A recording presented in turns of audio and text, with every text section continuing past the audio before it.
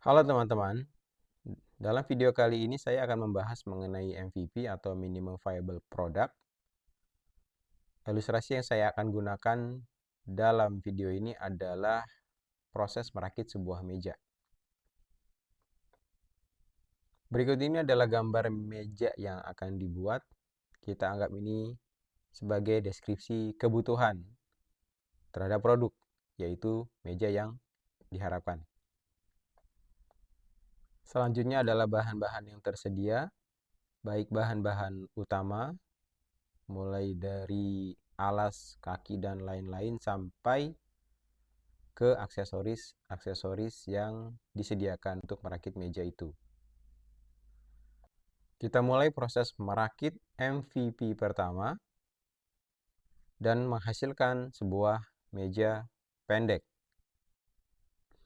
Kenapa meja pendek ini menjadi sebuah MVP? Bisa dikatakan sebagai sebuah MVP karena secara fungsionalitas meja ini bisa digunakan.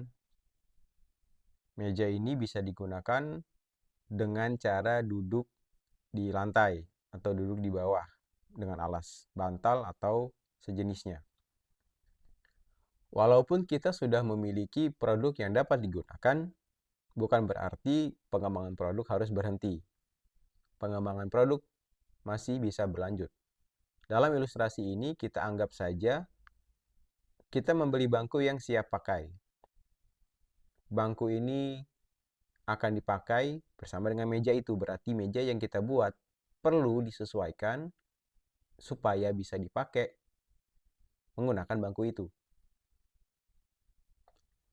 Kita lanjutkan dengan membuat MVP kedua, yaitu merakit meja sampai menghasilkan meja yang tingginya sejajar atau sesuai dengan tinggi bangku. Kita juga melakukan beberapa modifikasi kepada meja itu agar sesuai dengan bangku yang tersedia. Dan pada prinsipnya, pekerjaan kita sudah selesai. Kita sudah membuat meja yang bisa dipakai menggunakan bangku yang dibeli atau didapatkan dari tempat lain atau dari pihak lain. Sisa bahan yang tersedia menunjukkan bahwa kita tidak perlu menggunakan semua bahan yang tersedia untuk membuat produk atau merakit meja yang dibutuhkan, yang sesuai dengan kebutuhan pengguna yang sebenarnya. Seperti yang telah saya sampaikan sebelumnya, terwujudnya MVP bukan berarti menandakan produk berhenti dikembangkan. Walaupun kita sudah memiliki produk yang layak pakai dan memenuhi kebutuhan real pengguna, produk itu masih bisa dikembangkan. Dalam ilustrasi ini, misalnya kita bisa membuat meja dengan rak yang tertutup. Meja dengan rak tertutup itu bisa menjadi MVP yang ketiga. Selanjutnya, dari sisa bahan yang tersedia, kita bisa menambahkan hal lain yang tidak kalah penting, misalnya papan penghalang agar barang tidak berjatuhan saat meja itu digunakan.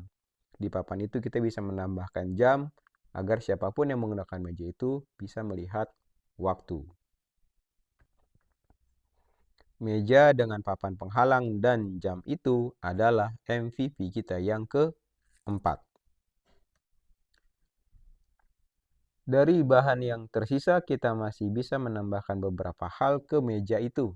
Misalnya menambahkan rak kecil untuk meletakkan barang-barang di meja itu, atau tempat alat tulis agar pulpen, pensil, atau sejenisnya tidak berserakan di meja itu.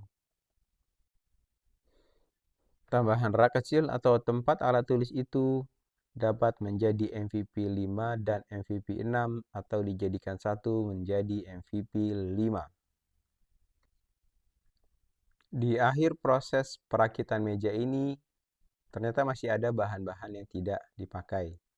Dan bahan-bahan yang tidak dipakai ini benar-benar tidak akan terpakai karena kebutuhannya dianggap tidak relevan.